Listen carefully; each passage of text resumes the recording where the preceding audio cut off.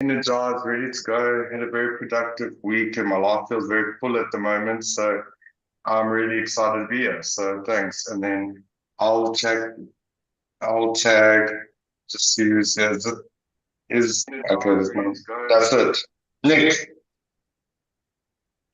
Morning, guys. Yeah, I'm definitely feeling refreshed this morning. I've just come out of an ice cold ocean. So sorry, you Joe Burgers, but that's my start for the day. David? Thank you. I thought you'd never ask. I was feeling left out. So, David, check in with Joy. Let me just blur my background so you don't know that I'm sitting in my bed. There we go. I'm sitting in a professional office. I'm checking in with Joy and feeling playful. Okay, let's go. And I'm checking in. Thanks, David. I'm checking in. You can't see my finger behind the camera. Thanks for forgetting me. Yeah, I'm tired. I'm going on leave this afternoon for 5 days. So I'm checking in, feeling burned out and exhausted.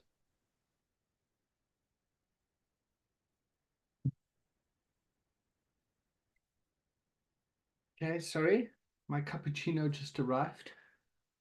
All right, so let's start off with self-care. How are we going to look after ourselves in this? Oh, there's Esther.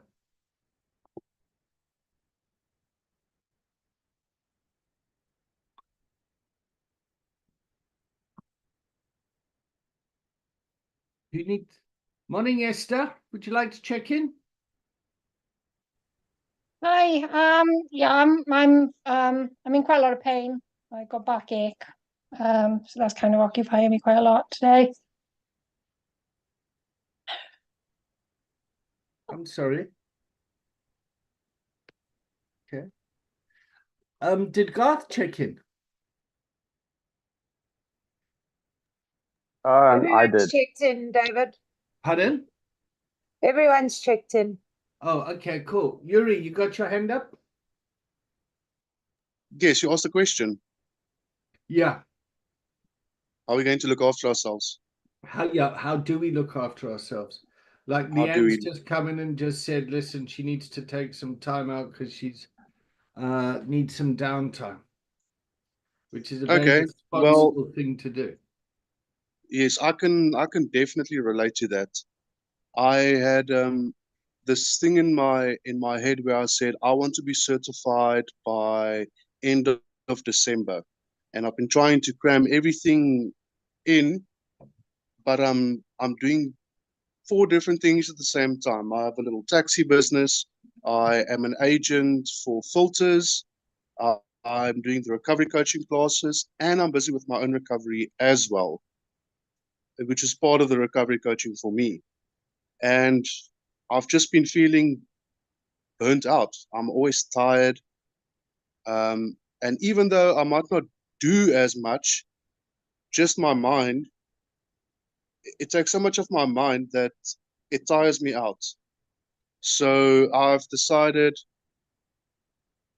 I'm dedicated and committed to the recovery coaching, but I need to take it easy. Otherwise, if I can't help myself, I can't help others, and it's okay for it to take a bit of a longer time for me to be certified and to do this thing the right way.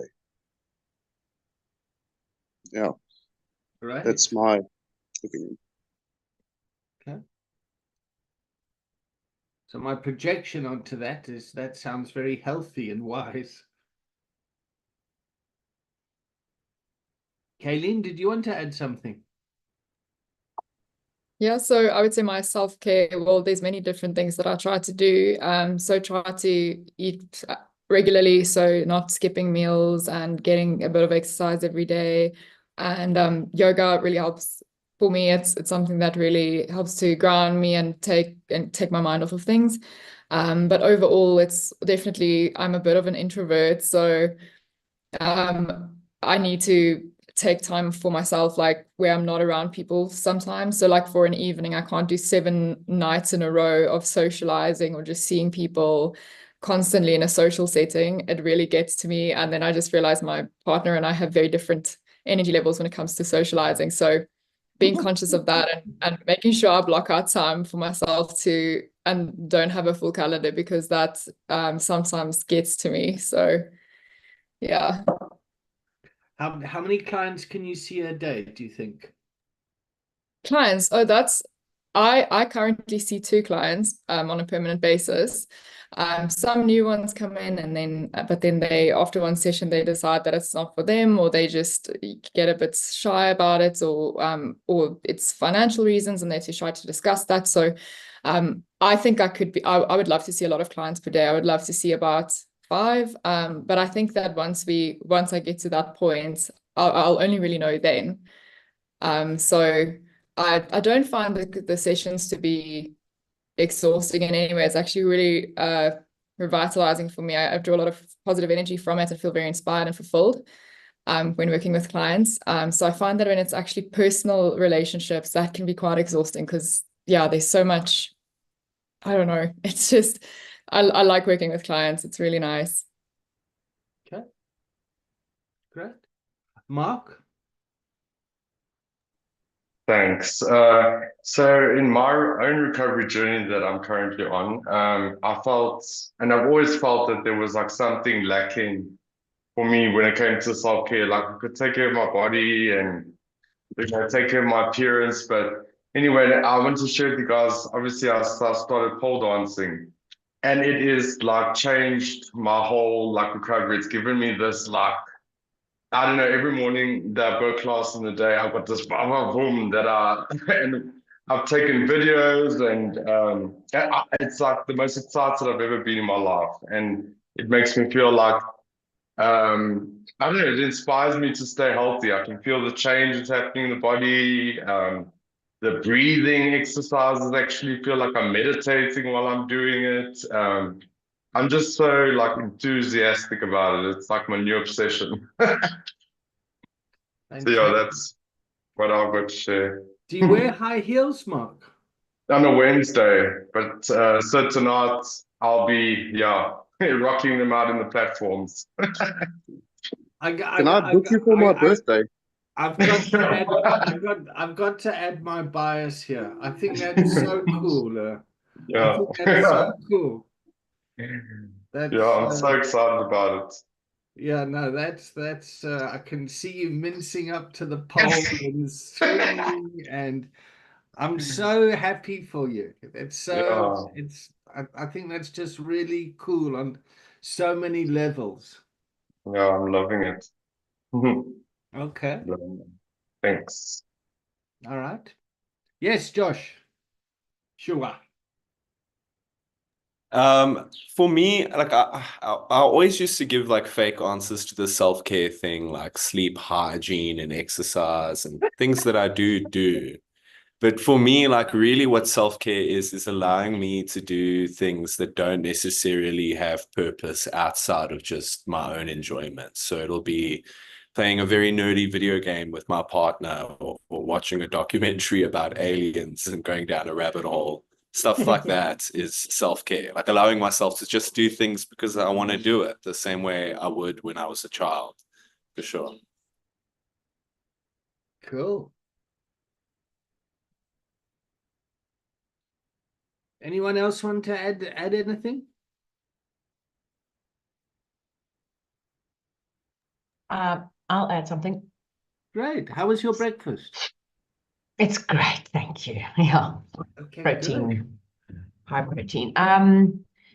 So self-care, I've been pretty rigorous with self-care the last few years of recovery. So I've got that down, and lately, well, not lately, in the last, I'd say, year or so, self-care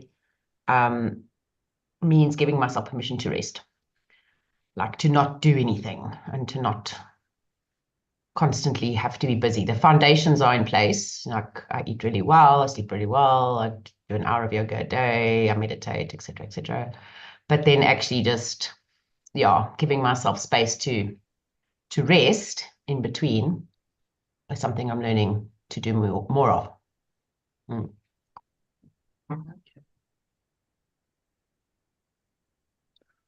All right. And how do your clients care for themselves?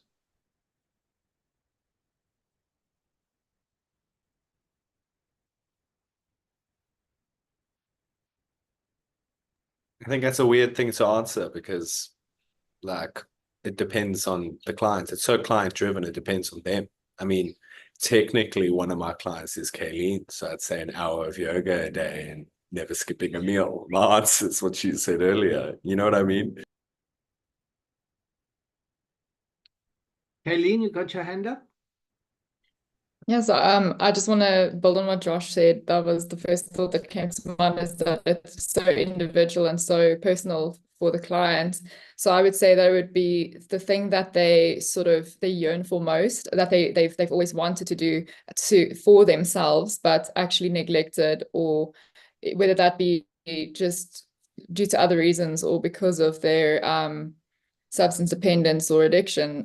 So finding their way back to the things that brought a sense of self-care, a sense of fulfillment in the day, a moment to recenter themselves and really do something for them, because a lot of the time it's the addiction takes away so much of the things that made them who they are and what they enjoy. And so yeah, I hope I'm making sense and not waffling too much. Yuri? Yes, I will also add on to what Kayleen is saying. It is very individualistic or tailor-made, but I also think that if they can find that one thing, just one thing that is meaningful for them, and to pursue it at their leisure. I'm speaking from personal experience with someone that I've been speaking to. This person is so depressed, in such a depression, that they feel confused. They don't know which way to go or what to do, and I think, you know, finding that one thing, just one thing that's meaningful for them, whether it is pursuing a hobby or reconnecting with some people, just to follow that and get exercise. It really helps. It really does help. Okay. Yep. Anyone want to add anything else before we move on? Mark? Yeah, I think isn't that then it would be an important component of trying to establish that in the contract and the agenda with the client, trying to establish when they're moving towards whatever from A to Z or wherever they were trying to get to, that it is an important component that needs to be sort of addressed during that process. Because in recovery, you know, it's one thing, it's a whole element of now suddenly putting the substance down, but you need to add things to the journey that's going to keep the client on that continuum of personal growth, I think. Okay, great. I'm so pleased you mentioned the word continuum, because that's kind of where we're at. Yeah, so we've been doing the past 4 weeks of is this week 5? Yes, or week 6? 6. Okay, so it's the second week of the continuums. Yeah, and we've got the high well-being, premature death, and we need to look after ourselves. Yep, and find where we are personally on that. Yep. So Leanne's taken some time out to look after herself for her high well-being. Yeah, which is a really healthy, professional, responsible thing to do. Kayleen, I got curious about how many clients she could see in her private practice. Yuri spoke about fucking taking on so much to try and like get this goal, that he kind of had a moment of clarity that it's like, shit, why am I pushing myself so hard, to rather kind of ease into the practice. Yeah. So So that's something that's really important that we need to consider. Now, what would you do when your client goes back to using to cope with the environment that they're in?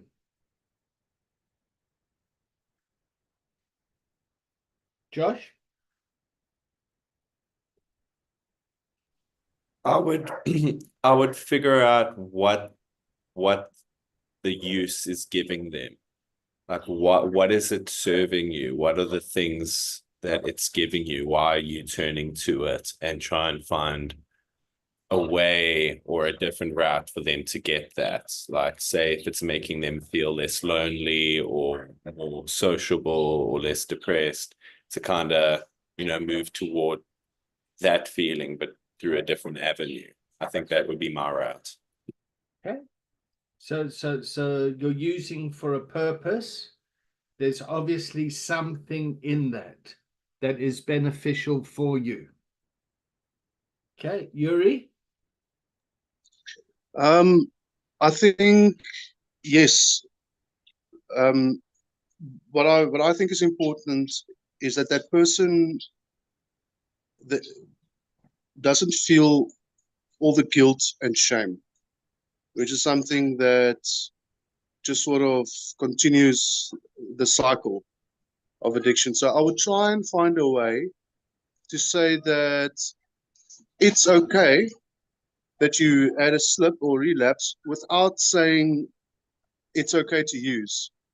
I'm not sure how to define that, how to find that route, Okay. but just that I think we need to be different than what other people in their lives might be like. Okay, so let's explore that, Yuri. We need to be different to what other people. Just complete the sentence. In their lives that they are connected to currently might be like. Say more. In that if a person starts at a slip and they start using again, from my knowledge and from what I've seen, is that there would be an immediate a judgment, negative reactions towards it. It's not a safe space for them. Okay. And I think we need to create that safe space because they know that they screwed up. And we don't need to compound that. Okay. And how do we know that they've screwed up? Well, I mean, from what if I had a slip, then I would feel, and I'm projecting now that I'm saying it. Good. Really, you're learning. This is fantastic. Wonderful. It's such a nice smile you've got there.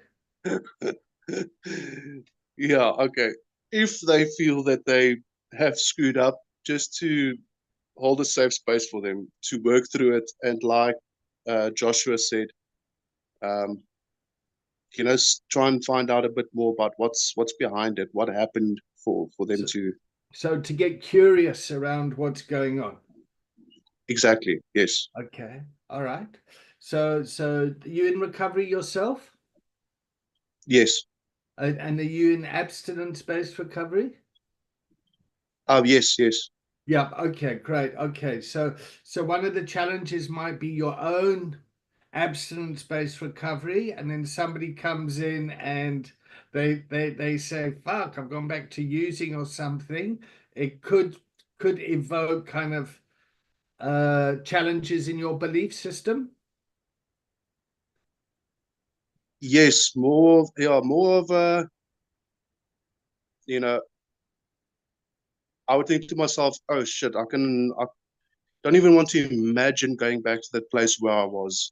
Okay. In comparison to where I'm now. Okay, thank you so much. So it triggers your traumatic past. Yeah, you could say that. Yeah, okay. But the ethos is multiple pathways to recovery.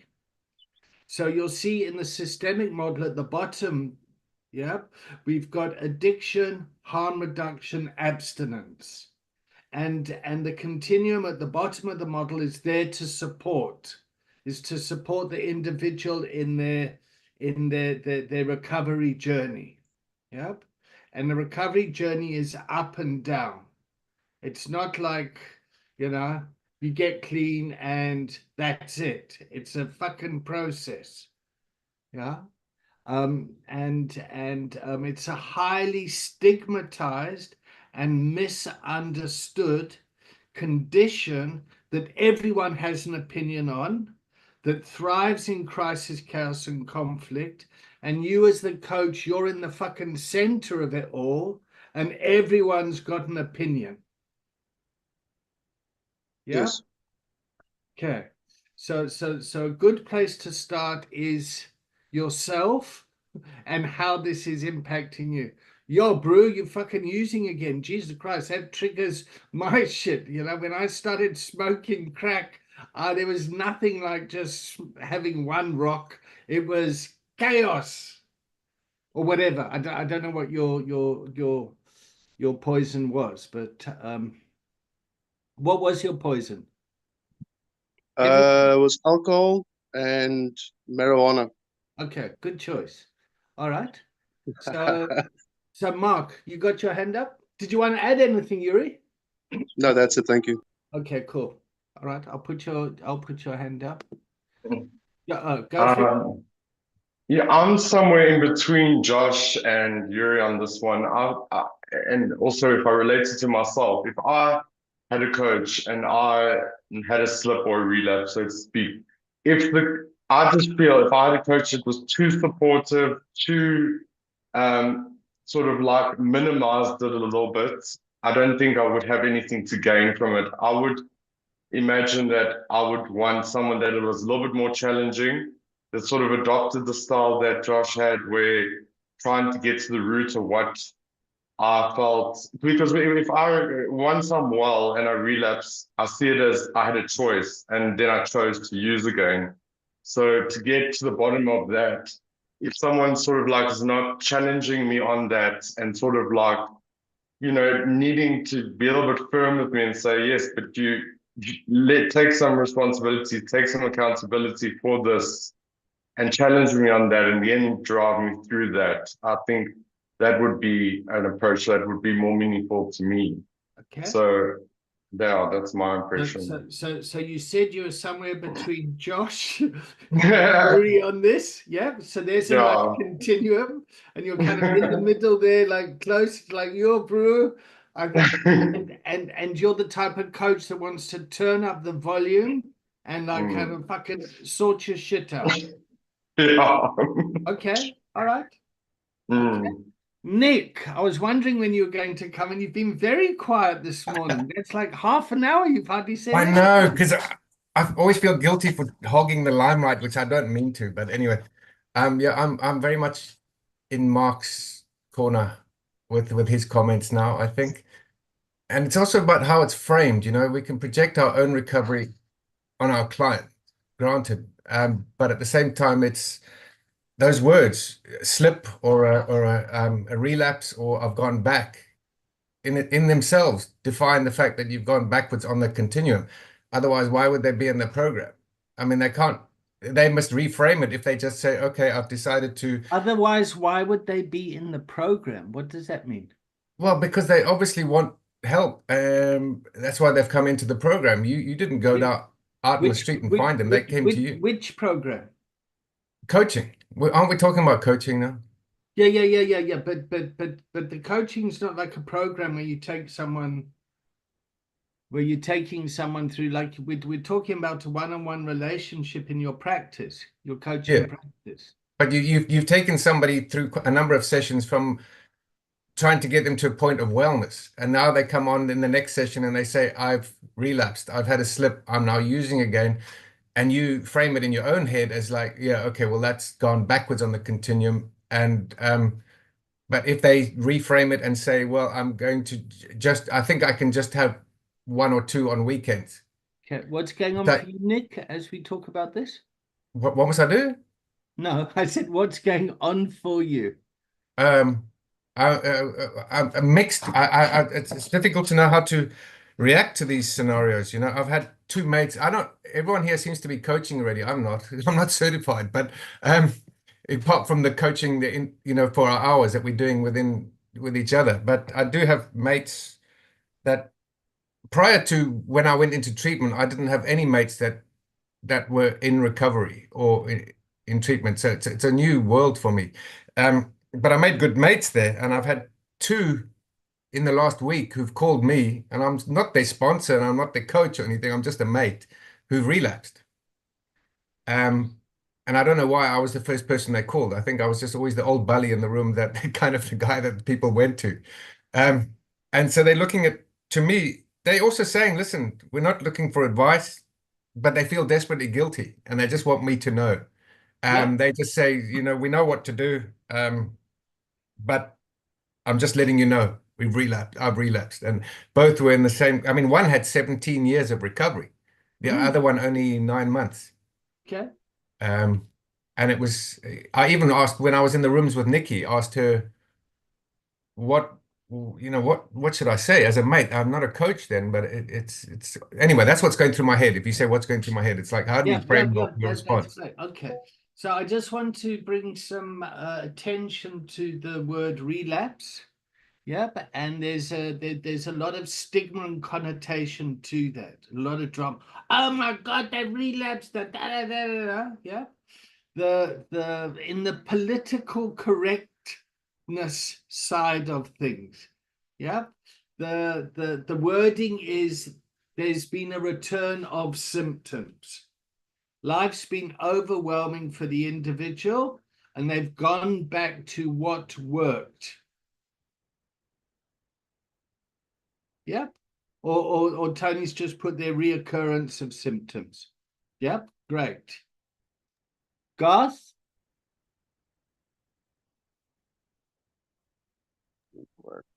Yeah, well, a few things came to me.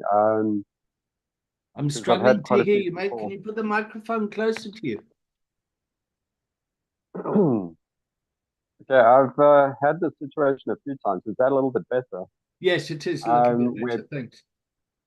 Where people have come to me with a relapse or a slip, and the first thing I've done is to just not overreact, not freak out or anything. Great. And so don't catastrophize it. Yeah, firstly deal with the shame, because I think that's a major problem. And just not take on, sort of detach from the situation. So it's not about me, it's about them. And deal with that shame and just talk about what happened, ask them a lot of questions, see what was happening at the time. And I might disclose a little bit about my own drinking history to sort of put them at ease. And once they've sort of calmed down enough and the shame is out of the way, then I can start looking at solutions about moving forward. And the thing is, I don't really know whether it's a good or a bad thing, because sometimes somebody might be ambivalent. They're not sure if they want to get sober or recover or whatever. And then they have a slip, and then that convinces them to take their recovery seriously. So I don't know whether it's a good or a bad thing. Leanne? So I have to hear, I'd say I'm hearing a lot of coach agenda. I think I should do this. I think I should do that. I need to help them get through the shame. I need to. Hey, like, where do you want to start with this? What do you want to talk about? What's going on for you? So I think for me, when someone relapses, and it happens all the time, first it's self-management and going to where the client needs to go with it. How do you feel about it? Like, my big thing is like to get curious with the clients if and when they relapse. Not make them talk about shame or assume they feel guilt or, just, hey, like, what's going on? Like, where are you at with all of this? Sometimes clients don't have it's not a big deal. In my opinion, it's never just a slip, never just a relapse. And if they want to, there is and needs to be an opportunity to unpack. But I think we need to be very careful of bringing our agendas into the coaching container with our clients. Hey, oh, okay, wow. Like, you want to talk about it? What's going on for you? Where are you with all of this?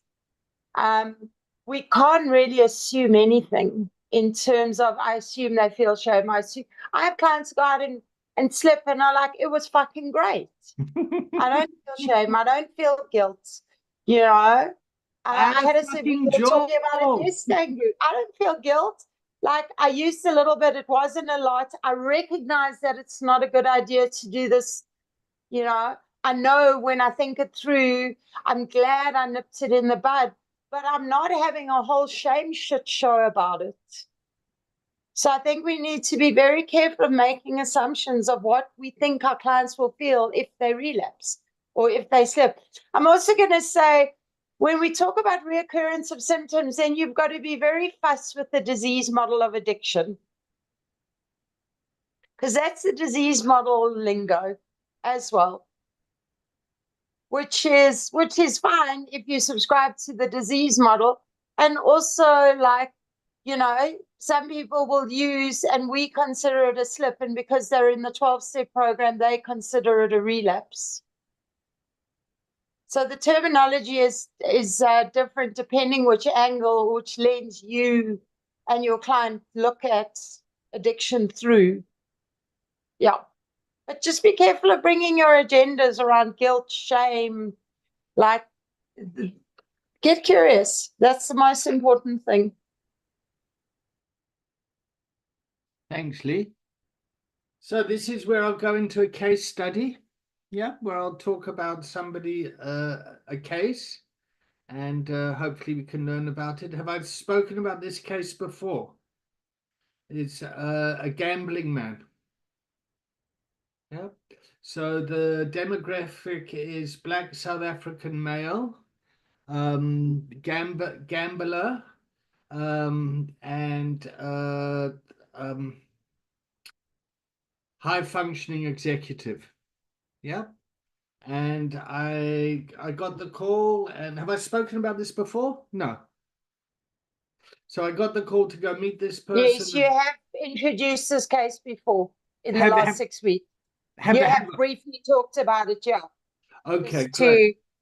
Thanks, Leanne. Okay, so I won't go through the whole thing again, but what I learned from that is sticking with the client's agenda. They wanted to go out and do some controlled gambling.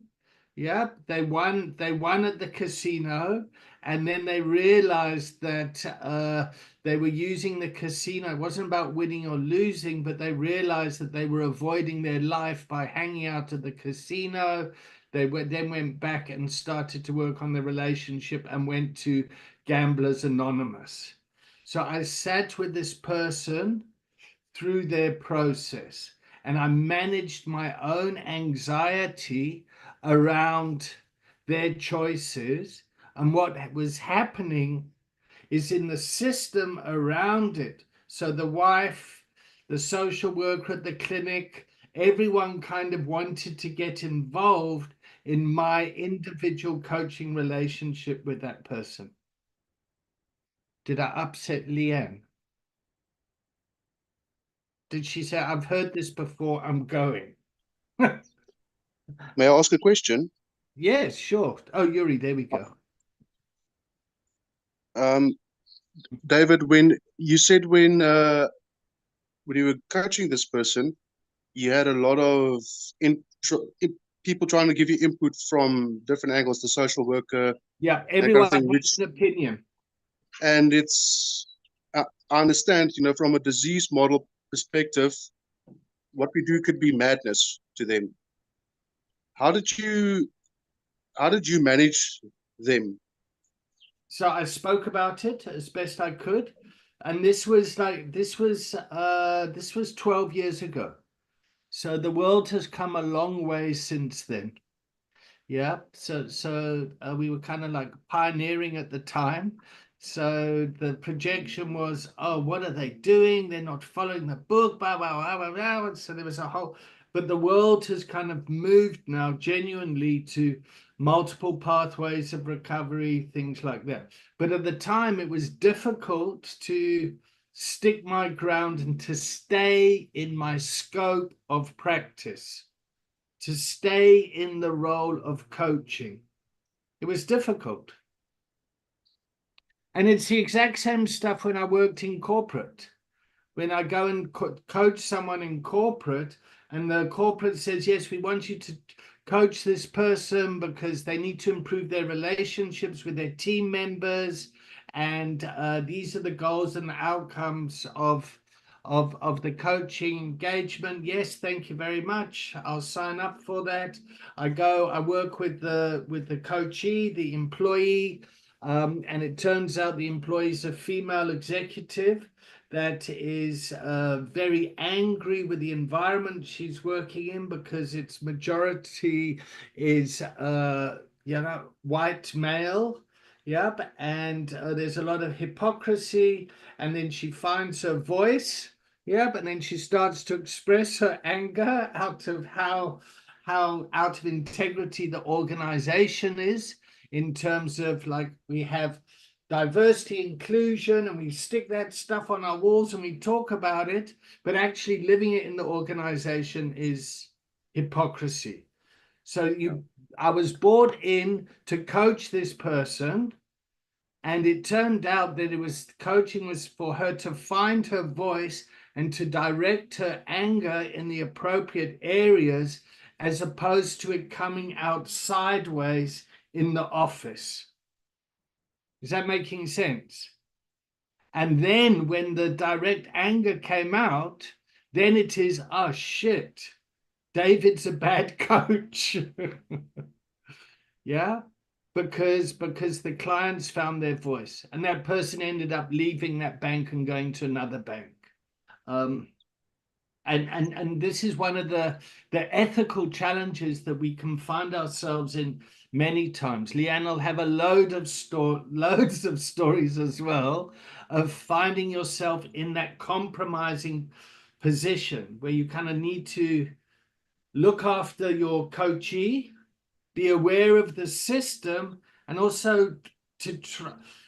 And we'll get to this in a couple of weeks' time, but your job is to stay as a coach. You're not a diplomat. You're not a relationship counselor. You're not a lawyer. You're not a priest for confession. You're not a sponsor. You're not a parent. You're not or a middleman. Huh? Or a middleman between the organization and. Yeah. So it can become very complex. Well, it is very complex. And what you guys are starting to learn is how complex this system is that we're working in. And if anyone gets too confused, just go and watch Mark Pole dancing. I'm sure that'll help you find your center.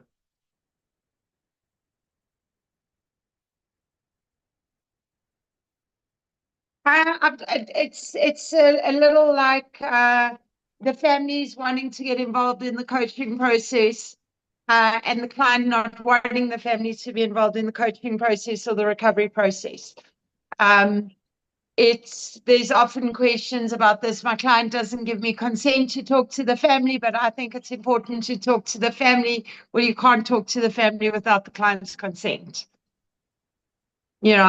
And you can only feed back certain bits of information to the organization, even though theoretically they're the client. It's what David's saying, it becomes tricky. And one of the important things that I don't think has come up in this container yet is the client is the person sitting in front of you. Often the mother wants to come and talk about her addicted son and how the addicted son can get well and what they must do. But the only person you can coach is the person sitting in front of you. You can't coach her son well through her. You can only coach her to be well. So it's also like working with all these dynamics all the time. And you're going to find that you need very strong boundaries with families. They will phone, they will message, they will text, they will want in, even when the client's not open to that. So we do need to, for me, we do need to be careful of that. But what David's talking about is or you can't. He's talking about coaching the organizational member well. Some relationships don't survive recovery.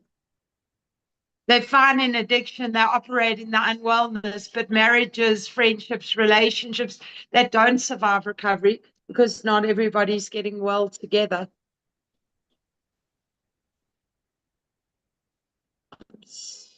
And sometimes in organizations, you'll coach a leader and the leader will get in touch with their kind of their values and what gives them meaning and purpose. And then they suddenly realize, shit, I don't want to work in this organization anymore. And you have a highly functional person leave because their pathology, their illness or whatever it was serving the organization. So for example, workaholism. Yeah. Somebody puts in, 15, 16 hours a day. They're a workhorse and they've been driven by some kind of childhood wound, and you've started coaching them, and then they've gone off to therapy, and they've kind of suddenly realized, shit, I'm trying to do this job to please my father and to get I don't want to do this. I'm going to go off to an ashram in India or something. Or shit, I don't want to be in this marriage anymore because I'm only good in this marriage when I'm unwell. When I get well and I see the dysfunction of the family, the marriage, I don't want to be in it anymore. And that's why I'm saying some people don't last in the organization, but some people don't last in the family system either. I've seen people whose marriages have gone on for years and years and years in addiction. And when somebody gets well, the marriage ends. And that's usually when families project onto us at the rehab that they went to that clinic, it's a cult. They've joined a cult. Okay. Where are the quiet voices? Tanya, would you like to add something? What's the question? It's a yes/no question. Would you like to add something? So if you have to add, that's not in this moment. Okay, great. Yeah. Okay, Kayleen, to the rescue there. Well done. Come in, Kayleen. Thank you. Thanks, David. No, I thought this was so interesting how what Leanne said about how some relationships don't last sort of a recovery journey, but that's really struck something with me personally with what I'm battling with my family at the moment, is that with one and a half of my family, I never had boundaries. I was growing up as a kid, I was very grew up to be a people pleaser, had no boundaries, just kind of molded myself, shaped myself into who I had to be in the space with specific people in a specific setting.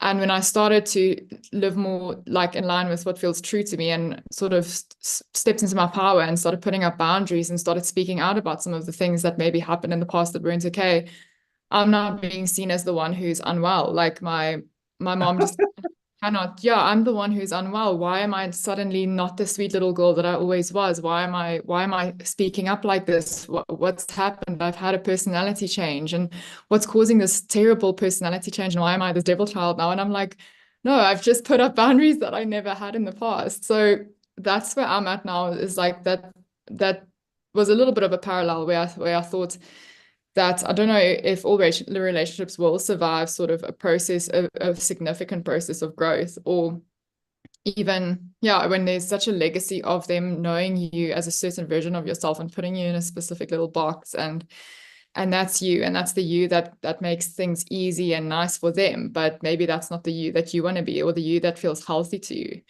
So, yeah. What a wonderful example, Kayleen. Thank you so much for bringing that. That's textbook. That's fantastic. Thank you. Thanks, Josh. David. It's real life. No, you can't make this stuff up. It's real life. Yeah. Wonderful. Thank you. Josh. I'm so glad Kayleen shared that, because I've obviously caught snippets in our own coaching of that, and the idea that they somehow see her as unwell because she's showing a little bit of clarity and putting up boundaries. I think that's funny. Sorry if my audio is cutting. I'm noticing that my video is. But what I wanted to speak to is like I in the past was in an abusive relationship that was also very like substance dependent. We would like often like do benzodiazepines as a way to just like de-stress after a day. And that's all in fair and well until you lose your phone for a week and find it in the fridge. But yeah, so like I think the thing that I noticed with that is like when I was moving toward a place of wellness, I felt a lot of anger from him because he wasn't ready to move toward that place of wellness. And me doing that almost felt like an attack on him. But becoming well, he saw it as me saying, look, you can't do this, which obviously wasn't my intent. But like, yeah, it is very much. Yeah, and I think that's a tough thing. I think especially for people that are anxiously attached like me, to be in a relationship and realize that like, oh, I'm moving towards wellness and I don't want to be in this anymore. But this is what I know, and this is what I'm familiar with, and it can be scary to leave that. And I think it's tricky. I think it's important to be cognizant that recovery isn't just a personal journey, it's an interpersonal journey. It's a lot of things. It's a bit messy. Yeah. Thanks, Josh. Nick? Yeah, I said that with Kayleen, what she said now, it also triggered something in me, all that trigger word. Sorry, I mean it in a good way. In the sense that it can happen in so many different aspects as well. This chap that I was coaching, but you know, in our groups, and it started to go towards, it was talking about recovery first and all of that, and then it started to move towards business and his dynamic in business, where he's a people pleaser, and he was feels that he wasn't acknowledged, and he found his voice. As I think that's pretty much what Kayleen was saying. He's found his voice and was starting to set boundaries, and he picked up his sword, and it shocked people around him. I mean, in terms of the structure, I had to close the one container and contract and basically open a new one, because I said, okay, we're now talking about business, and now this is business coaching. So it was a new contract, a new container, because I think that's the structure that one needs in what we're doing. And then I started to do business coaching with him. And there I could frap, actually, because I've got a lot of business experience. So, and he asked for advice. He wanted it. So he asked me to frap. And I did. And it was extraordinary. He needed to approach his CEO with his concerns. And I said, okay, that's fantastic. Are you willing to be fired? Are you willing to resign if it doesn't go the way you wanted to? And the same analogy could be in relationships or whatever, because you've now found your voice and picked up your sword. So he did that. And I had a feedback session with him yesterday, which is really just, it's made my day, made my week, made my month. He has such a big grin on his face. He said he faced up to his CEO with all his concerns. The CEO just said, there's a conflict of interest and you're undermining my authority and I want your resignation. He said, right, I'll write it out right now. He left there. No, this is actually a week ago. His feedback was just yesterday. And he said since then, he's now got a contract with the university. This is in Zambia. And he said he's now getting as much per hour that he was getting a month. And it's the best decision he's ever made, just by, recognizing your boundaries, finding your voice. It's an extraordinary thing. Our growth can happen just like that. Great stuff. So just before we go to Mark, I just want to support you in this, Nick. Yeah. So when you go from coaching and you move to a place where you've got kind of experience in something and you share your experience, you're moving into the mentorship space, which is fine. It's absolutely fine. Yeah. And if you go further down and give people lots of advice about different solutions and what they should use, you're moving into the consulting space. Yeah. So as a kind of a rule of thumb, a coach knows 10% of something, a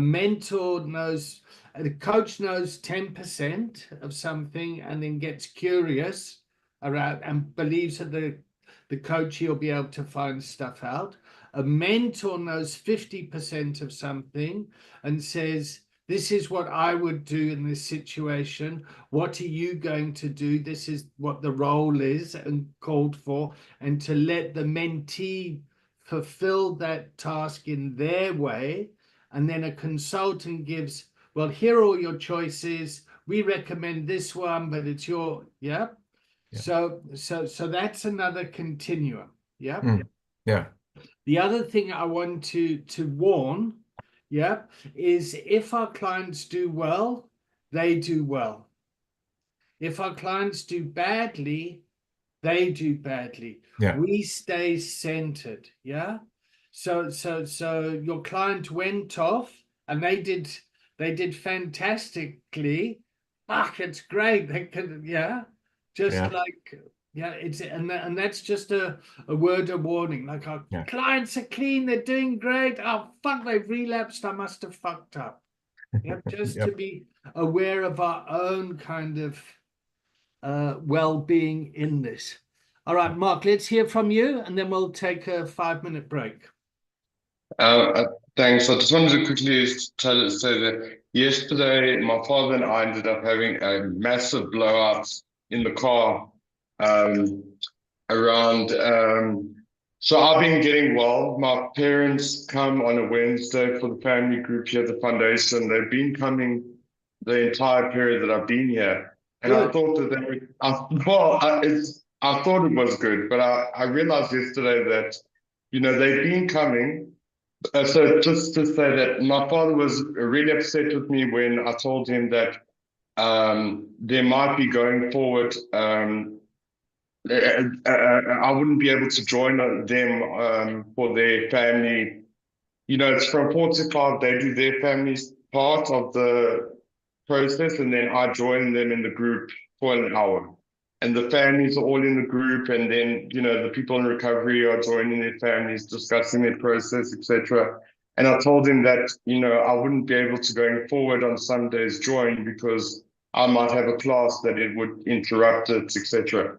And he just went into, oh, this is your old behavior going on. Do you realize that all the families there gain and benefit from your experience? And, you know, we go every week to sort of show up and tell them how well you're doing. And so I asked him, I was like, are you living vicariously through my addiction here, Gabe?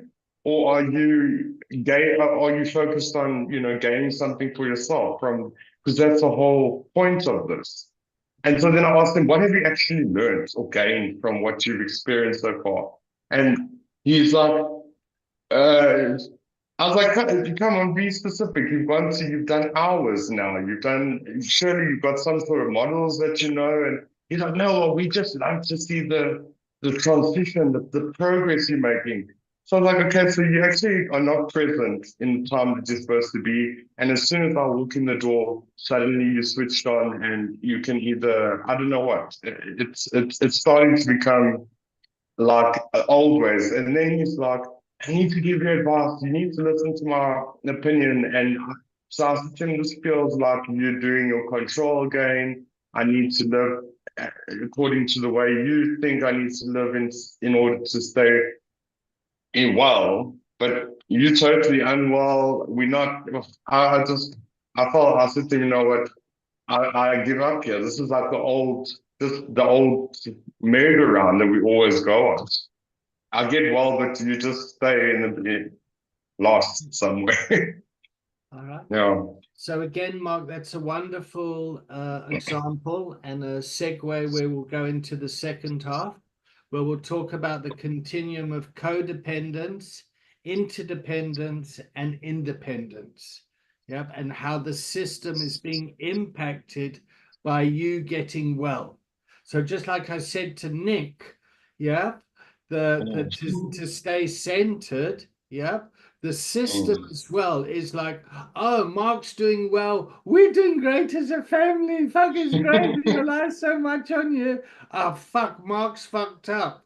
Oh my god, we as a family doesn't the family gets to a point of like, okay, Mark's using, Mark's not using, or whatever. Does that make sense? Yeah. So very briefly, me and my mum and my dad me and my mum were in a relationship that was based on, if my dad was sober, yeah, we kind of had high anxiety, like, when's he going to drink again? And when he did start drinking again, it's like, oh fuck, well, we knew this was going to happen, and there was a sense of relief until one day we realized that we don't know how to talk to each other than via my dad and his drama. So we had to make a conscious effort to, whether he's sober or not, whatever, doesn't matter. We need to focus on our relationship. Okay, so let's take a break. Leanne, did you want to add something? No, okay. I'll chat about it after the break. All good. All right, 7 minutes. Yep, a pee and a smoke, and see you at 10 past.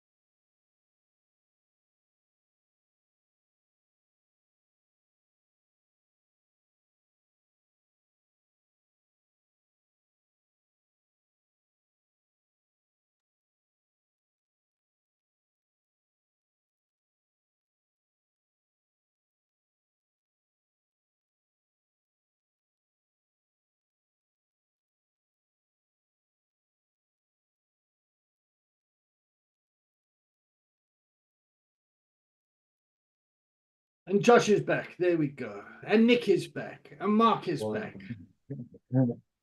Kayleen is back. Leanne is back. Yuri's back. I'm assuming Tonya and Garth are back too. All right, quick check-in. David, check in with Joy. Leanne. Quick check-in. Present. Mark. I'm checking in, great. A little bit frustrated all of a sudden, but yeah, otherwise great. Josh. Josh checking in, hungry, but prepping some lunch here, feeling good, feeling very inspired today. Nick. I'm feeling great. I've got a new coffee. Yuri. Yeah, feeling hopeful, ready to go. Garth. Garth, checking in, pretty content, chill. Okay. Tonya. Tonya checking in, feeling inspired, learning, engaged. Great. And Kayleen. Hey, Kayleen checking in, really happy because I just had some curry. Oh, cool. Great stuff. Okay, so where should we go? Should we talk about Mark's anger? Oh, Leanne, you want to say something? There we go. So a lot of people who work in recovery, can you hear me? Yeah, it's just a bit well, I'm on my phone. It's okay. Can you hear me now? Yes, that's great. A lot of people who work in recovery have got experience of their personal recovery, of being in recovery, and a lot of coaches don't have experience of the other side of the coin. We don't have a lot of coaches don't have experience what it's like to be a family member. It's like sponsors. They don't have experience of what it's like to be the mother, the father, the parents. And so Mark, I'm not having a go. I'm just picking up on what you were talking about. And there tends to be this thing of, oh, the family is terrible, be nice to the poor addict, look how hard they're trying. But families are also traumatized. So I have the gift, I suppose, of having experienced it from both sides. I have a partner who's in recovery, and he had a terrible, terrible 7-month relapse at the beginning of COVID. And until then, I always had this thing, well, families don't know how hard the addict is trying, and families this, and until I was the family. And it's a completely different, extremely traumatic experience for families to go through. And it changed the entire way I saw everything. Because up until that, I was like, these families, and this was at the beginning of COVID, so 4 years ago, families must just give their addicts a break. Can't they see how hard they're trying? But we do need, and I feel your pain, Mark, I do. But at the same time, I'm going to challenge you, because even if you don't think your family's doing it the right way, they are trying. And it's if families get even a little bit involved, it makes a huge difference to the families that don't get involved at all. But we do need to be careful of seeing the families who are not recovering as quickly as the bad guys. That's all I wanted to say. Because the families are hurt and struggling often. Leanne, thank you so much for bringing that. I remember that. Remember how fucking terrible it was? Jesus. 7 months of lockdown with a boyfriend who was high on Ritalin. It was horrible. It was horrible. It was very traumatic for me. Yeah, it's still traumatic when you talk about it. I can hear it in your voice. Yeah, it's horrible. It's horrible. But there's this thing that comes up, like families don't understand. Families this, families that. And a lot of families choose not to do the work and think if the addict gets better, we'll all be okay, which I don't agree with either.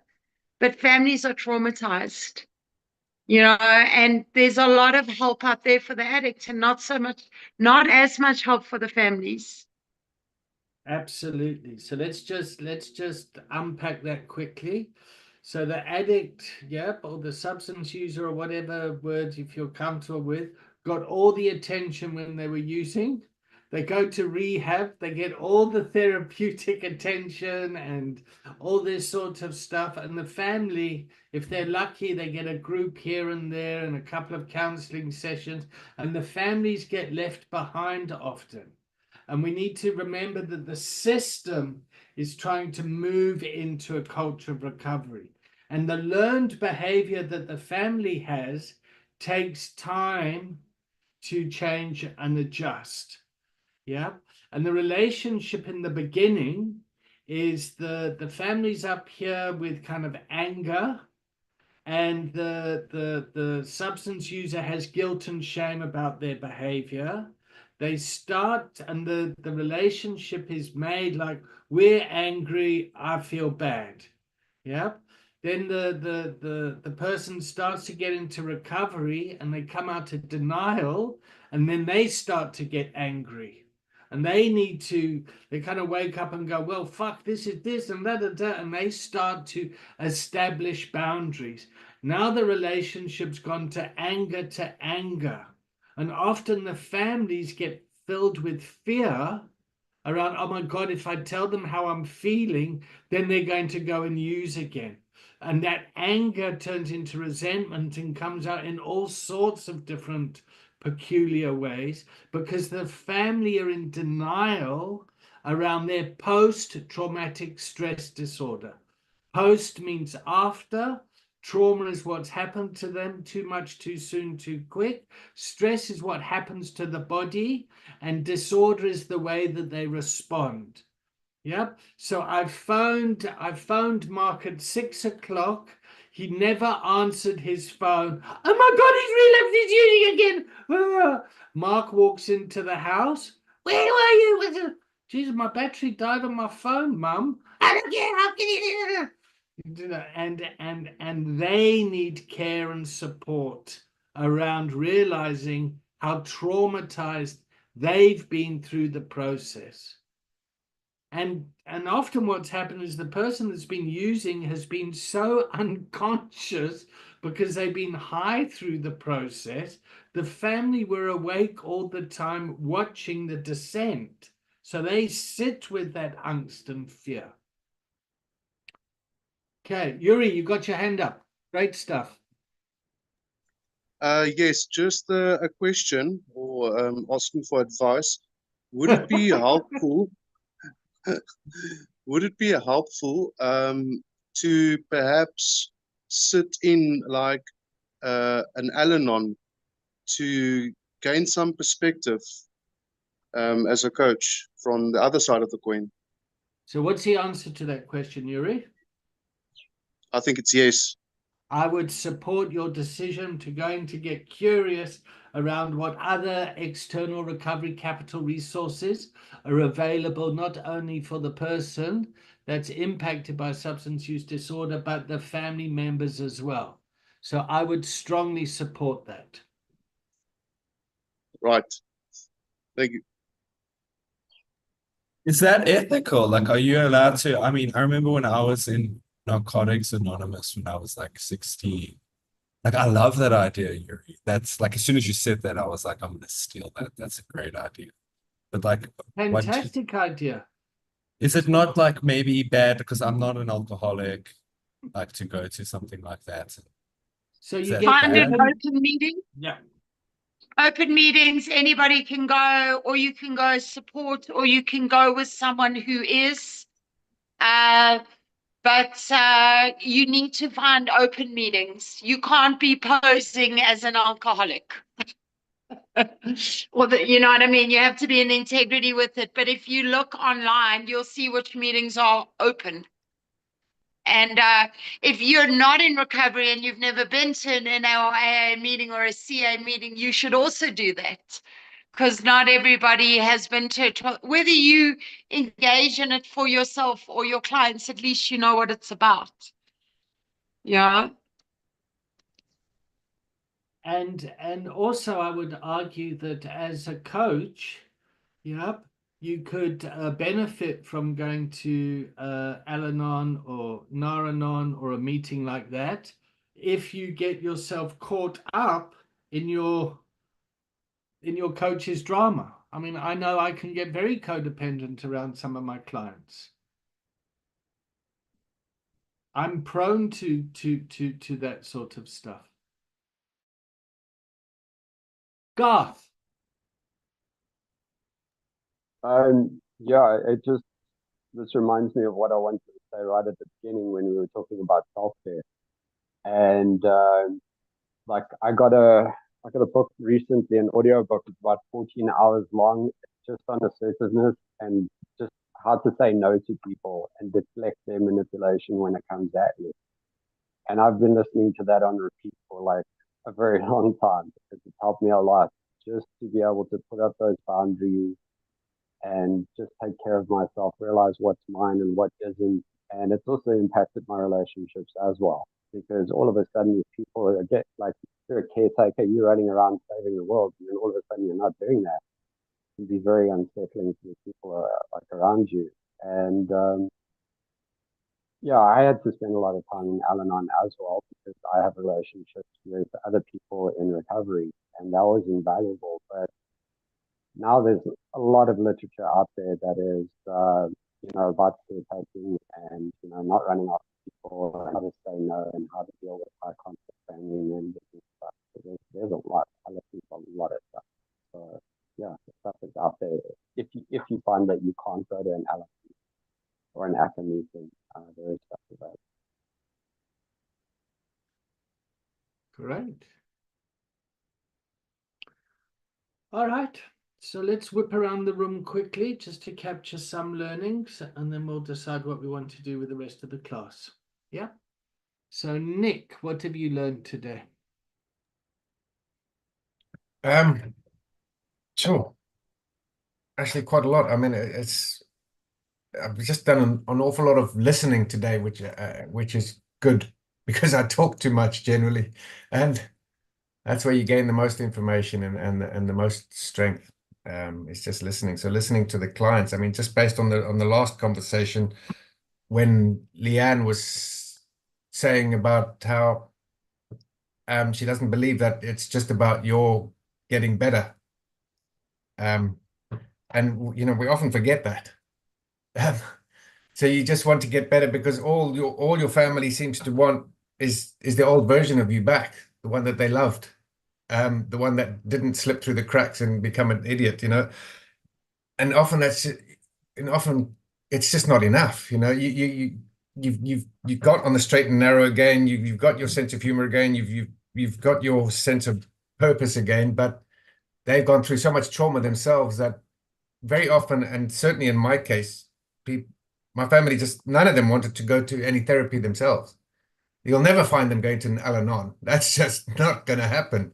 And my wife is very strong. She has her own business, and there's no way she was going to go and see any kind of a therapist or life coach or anything like that. She says, no, not for me. And I just said, I think it's important to get it from a third party, just so that you can understand what addiction is, and not just get it from me, get it from someone else who's in that sphere. And she did eventually, and it paid huge dividends. And it served us very well. But you get families that are also very, very reluctant, very resistant to going to any form of therapy because all they want is the old you back. And often that's just not enough, is what I get from what Leanne was saying earlier. Mark? I'm a little bit conflicted because I agree with Leanne, and I think I have always been sort of grateful of the willingness that they have to try and do work on themselves a little bit. Now, I think just one thing that I have though is that in my active and over the years, I reached a point where I just realized that there was just so much unresolved, like, bullshit, sorry to use that word, but between us, that we just keep on adding to the pile. And then in my active, I realized I wasn't an unwell person, but I was more in pain and unwell when I was in that system. And every time I go into recovery, the agenda is for me to get well, but I don't. It's like it feels sometimes like it's oil and water, and then it always like triggers me when I have these when I have disagreements with them. It's like, okay, if we're not on the same page, then I want to run away. I want to escape. I want to distance myself, and it's so confusing for me because now it's the first time that I'm really dedicated to giving this the best shot that I can. I don't feel like I have another recovery in me. And yet I find myself still being triggered by the old addict that's still inside me, that's conflicted by, I'm not saying that I need sympathy or I need a pat on the back for the sort of work that I'm doing. But I think when I have these sort of disagreements with my family around how I should do things, how I should be living, it irks me inside, that old part of me that maybe isn't resolved or healed or whatever. And then I'm like, I just don't want to go through it all again. I want to be in a space where I can hold space for others and be well. And then I ask myself all the time, okay, so the last thing I want to say is that I think it's very difficult to me for me when I was in a space where I'm done with my family. I know it's hard to say or to admit, but when I was unwell, I made a conscious decision where enough is enough, I'm done. And then I got forced into recovery, and now I've become open and sort of accepting to, okay, maybe we can work in this relationship because I realize we're traumatized. I realize we're a family and we need to work together. But it's just I don't want to deal with it anymore, and it's very difficult for me to. Gosh, yeah, I don't know. That's a lot, but I do understand where Leanne's coming from. Mark, what would it feel like if you were seen by your family? If you were acknowledged? Yeah, I think I don't know. Think they only see me for my addiction and so I don't know. It would probably if to see me, it would. What would it feel like if they did? I don't know, to be honest. They've never shown that, so I haven't even ever sort of like contemplated what it would be like for the price to get to that point. I have no idea. I would want to cry probably, but yeah, okay. So just take a breath.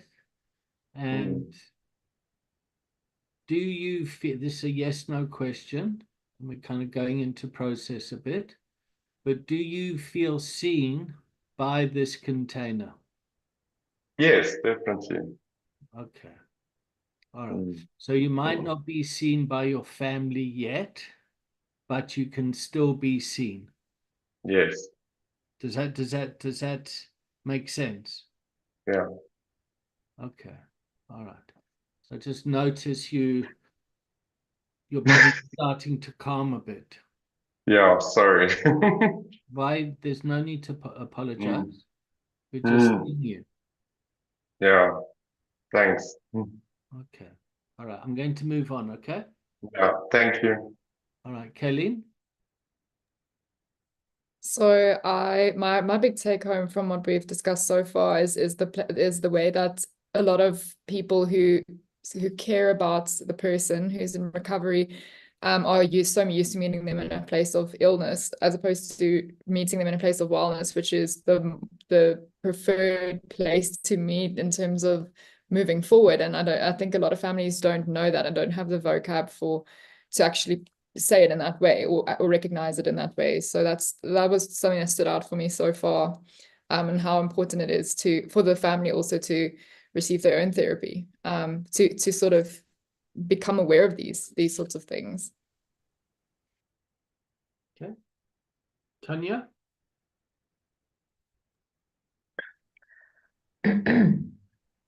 Yeah, I was just reminded again.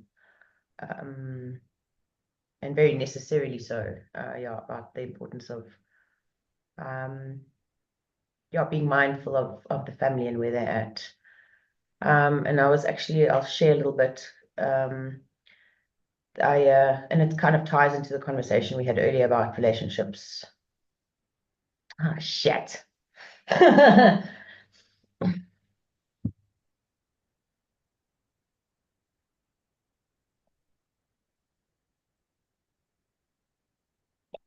Keep going. You're doing Yeah.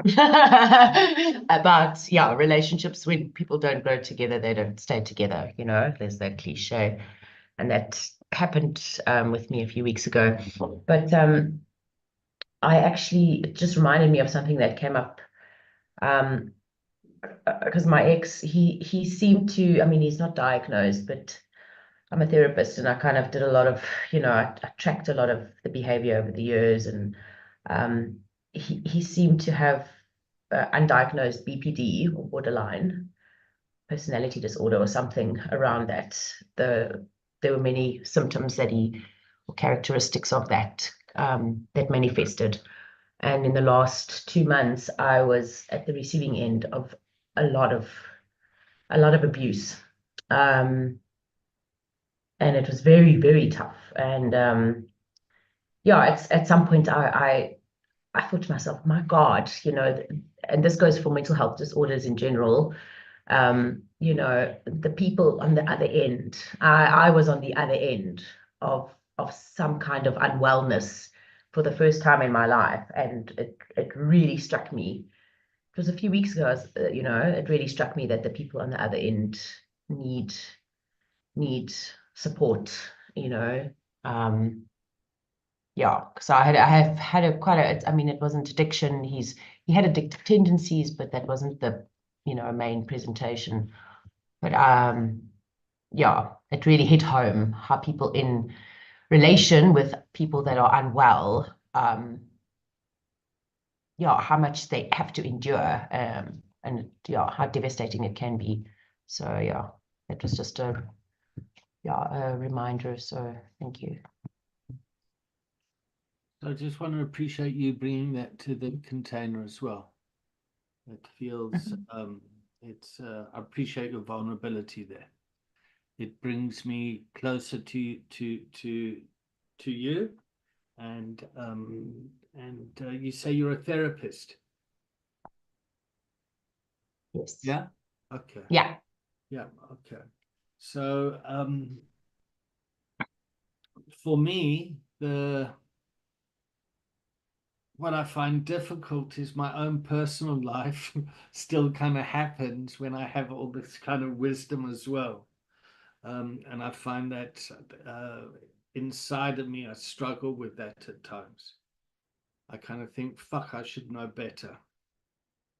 So, yeah. So I really appreciate you bringing that to the container today. Yeah, you're welcome. Yeah, and thematically, every ties in. I mean, it's when I actually started really putting down boundaries. When I stopped fawning as well, I realized I fawn. When I stopped doing that and really put down, like, you know, hard boundaries, not hard, you know, but yeah, firm boundaries. Explain fawning to the container.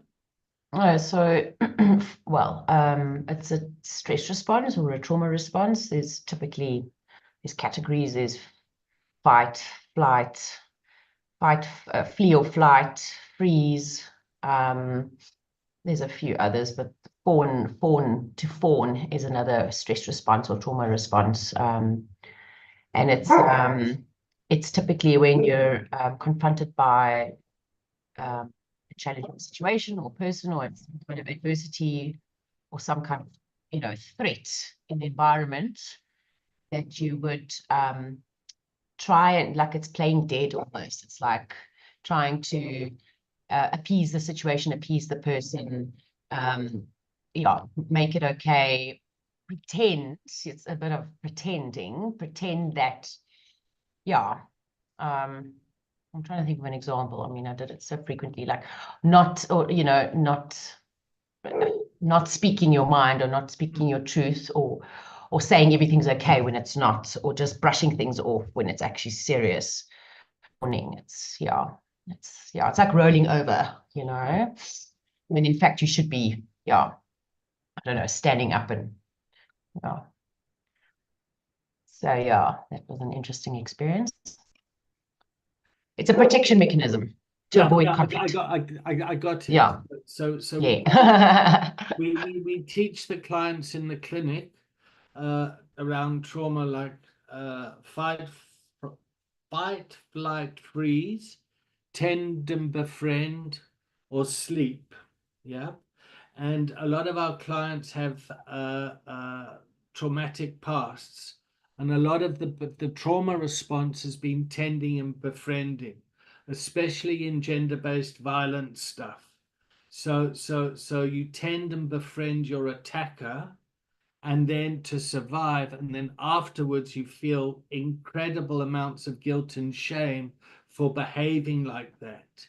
And the way that the clients associate that trauma, is it becomes a golden wound that gets used in treatment gets used in a culture of addiction to continue the addictive behavior. Yeah. And so what we try and do in the clinic is to just bring the story out, to get some cognition around this so that they can kind of recognize that it was a trauma response and that they had to respond like that to survive the situation, but it's over now. Now, how are you going to thrive? Yep. So just for example, yep, I'm a sexual abuse survivor as a kid, and whenever I talk to people about that, people go, "Oh my God!" And I used to use that as a manipulation to throw people off the track because I wasn't taking responsibility as an adult. Does that make sense? I became very manipulative with that trauma.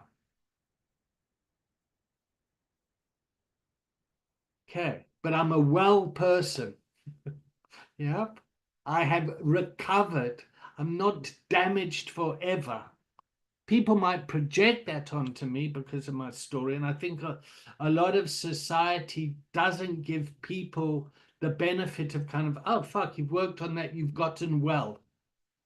Often I think that's part of the therapist's agenda at times in sessions. So tell me about your childhood. Oh my God, that happened. Okay, well, let's talk about that and unpack that for 7 years. Oh, fuck. Sorry, I'm getting a bit triggered. I can see Leanne's kind of looking at me going, fuck, David, where the fuck are you going with this? Okay, let me wind it in. Yuri, what do you learn, mate? I learned how sneaky that rejection can be. Sorry, when say that you again. try and I said I've learned that yourself onto other, your own lived experience onto others. That projection can be sneaky in a sense that you might not always be cognizant of it. And for me, I think I need practice to make sure that when I think about a person I might be coaching, I have to be mindful that I'm not projecting my lived experience onto others. Great. Okay. I just switched off your video because I was missing the beginning bit. Yeah. But yeah, sorry, I wasn't a bad. No, that's all right. That spot. So to be mindful of how your lived experience could be projecting onto others. Wonderful. Wonderful. Yes, and just the one last thing. Well, I think a lot of people have said it. Is that the issue is it can in coaching. It's a systemic issue. Great. And you have to. The whole system needs to move forward. Yeah. Yeah. So I have to have a look at the whole system. Yes, I have to look at the whole system. Great. Cool. Josh. I think Yuri hit the nail on the head especially with that last comment there, because that's what I kind of the overarching theme for me is that it's a systemic issue in like so many different ways. It has to do with social constructs. It has to do with, you know, our families and those systems with which we operate within. And I think what I've taken, With which I operate in. With which I operate in, sorry. And I think what I've taken away is just there's a lot of nuances to things. And I think that just brings to mind the importance of remaining curious, to be aware of those nuances. And I'm also very mindful that Bradley and Inessa are on here today. Me too. Yeah, and Bradley was supposed to remind you of our homework, which is to tell you what gives us purpose or meaning in life, which I don't know why I'm bringing up because I don't actually have an answer. But I thought I'd just throw that out there as well. That's what I've learned for sure. Thank you. All right. Welcome, Fortune. Yeah, what have you learned today?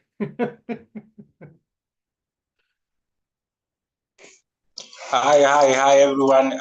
Yeah, I just got in. I'm very sorry I'm late. I had other commitments to do. I just got free just now, and I'm checking in very hurried. And yeah, I haven't learned anything just as yet, but hopefully I'll learn a lot from you guys. Thank you. Oh, God.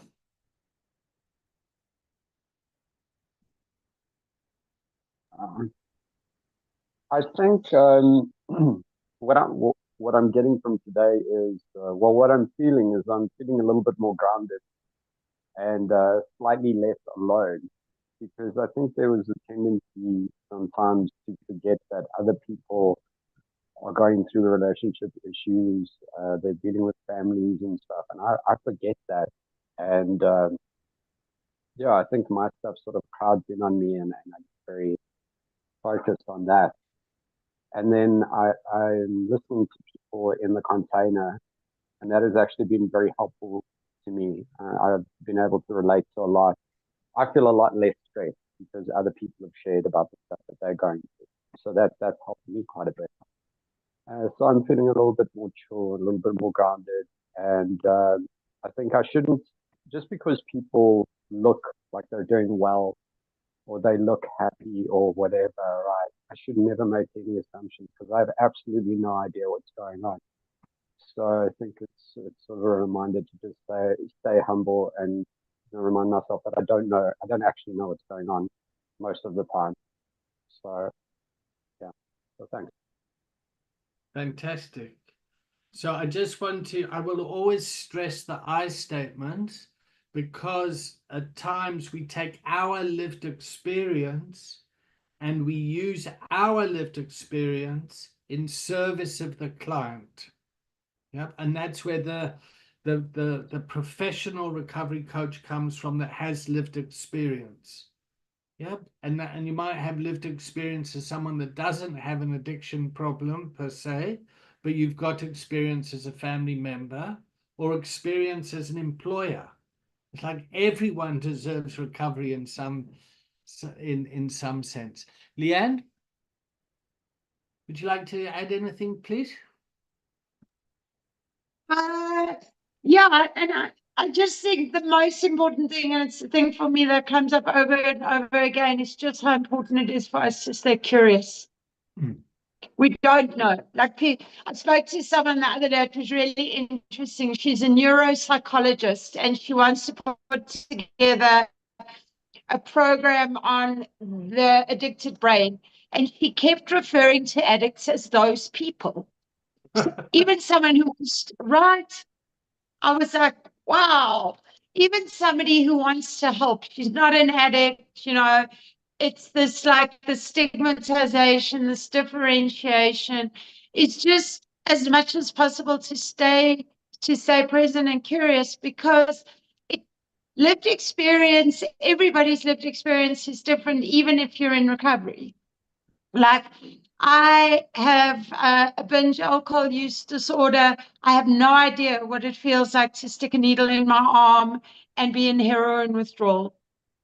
You know, So it's that constant curiosity of, even if we're in recovery, everybody's recovery is different. If we're not in recovery, we can learn. If we don't know what it's like to be a family member, you know, we can, you know, we can at least stay curious about that. And Yuri, absolutely, like that, so mindful of projection. You know, my experience is not your experience, even if we're sitting in a circle together. And just to stay in that openness and that curiosity. If you guys can develop that skill, you know, that the questions will come, the framework will come, the continuums, you know, my invitation to all of you is work on your curiosity, get curious. And that's where the greatest learning in the culture, in the coaching container comes from. So that's my 2 cents. Cool. Well, it's worth at least 10 cents. It's at least a 5 times return. Okay, so this session was recorded. Is everyone all right with the recording being out there?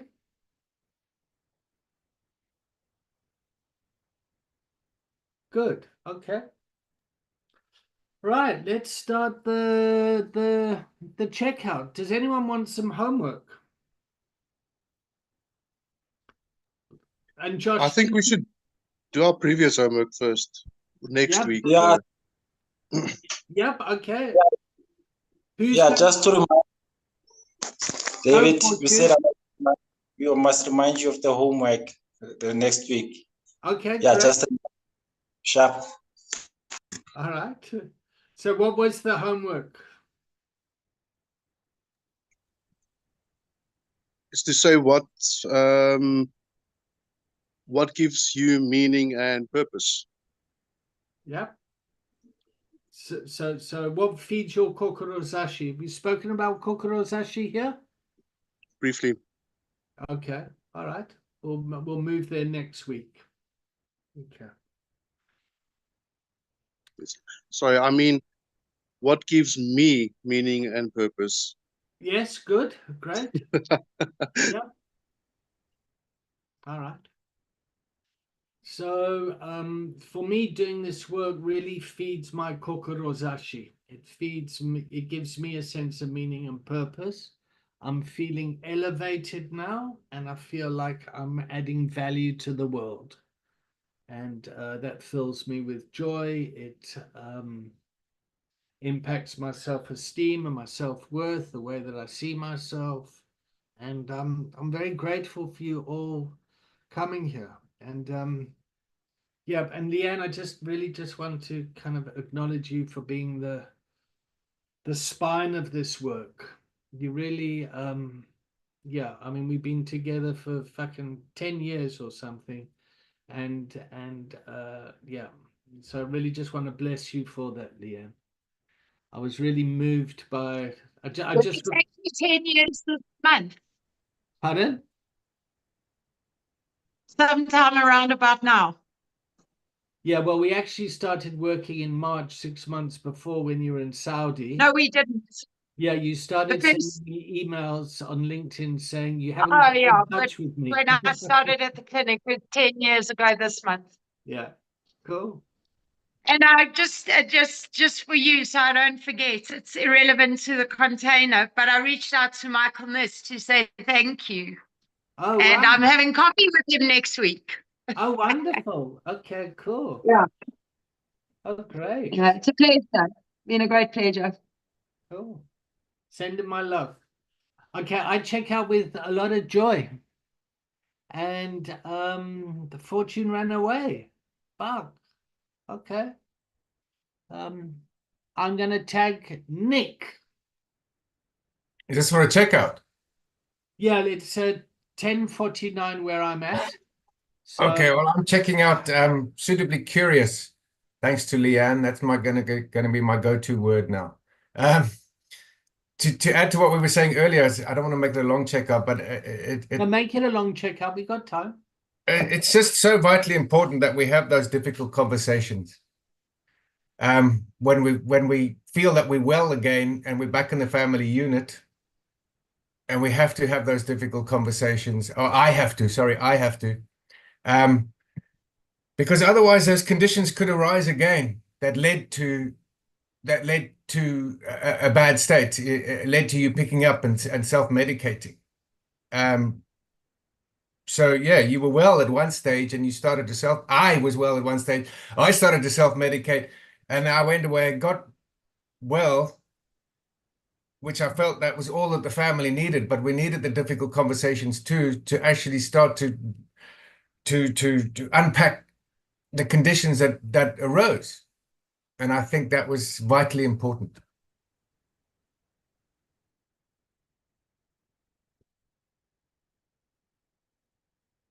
Okay, Nick's tagging you, Mark. Oh, sorry, I was supposed to tag. Yeah, Mark, I'm tagging you. Mark, checking out, grateful to you, David, and Leanne, and everyone in this container, because it gives me a lot. I gain a lot from it, and it gives me a bit of I feel like there's some sort of purpose wrapped up in it. I think that if I didn't have this component, I think in the past, my sort of being triggered by things, I would quickly just jump over walls, which I'm sure Leanne doesn't want me to do. So definitely gives me hope, and I'm so eternally grateful to everyone here for the sort of personal growth that this is giving me. So yeah, thank you. And then I'll tag Kayleen. Thanks, Mark. I'm feeling very connected. I think that when there's conflict with family, that we tend to feel quite isolated. And so it was so amazing being in the space where, like we mentioned earlier when you were speaking to Mark, David, how this is a judgment-free space and this is a place where we can feel seen. And that's what I'm feeling today.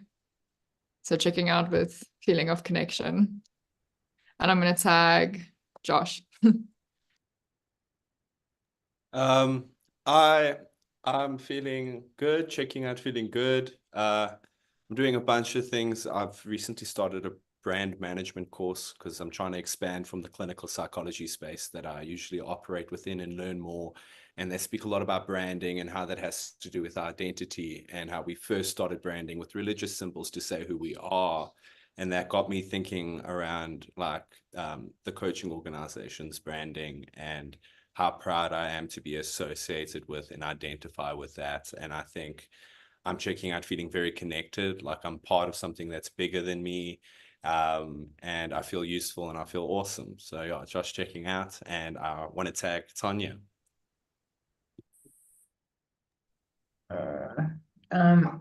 I'm checking out, feeling a bit triggered, I think.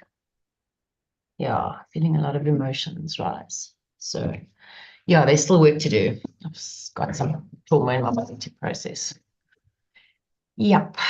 But otherwise,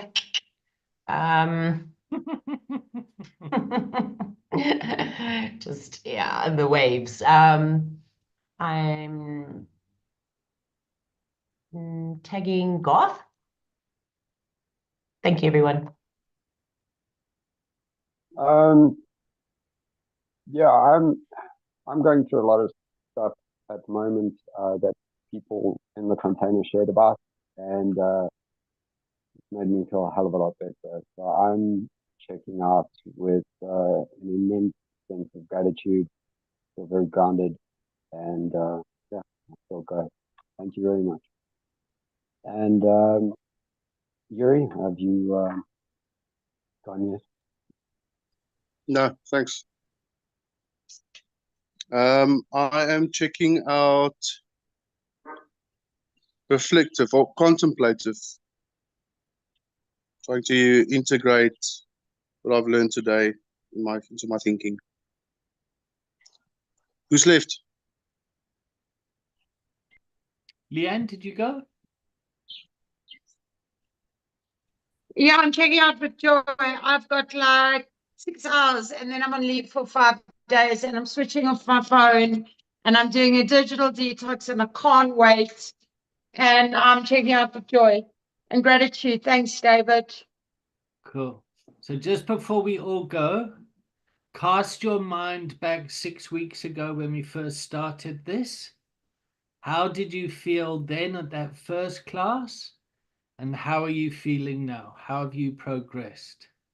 Me personally, I remember checking in very kind of anxious at the first class, and I'm just filled with fucking joyful abundance of where this container is 6 weeks in. So well done, everyone. See you all next week. Thanks for showing up and doing the work. Bye-bye. Bye, everyone. Thank you. Bye, guys. Bye.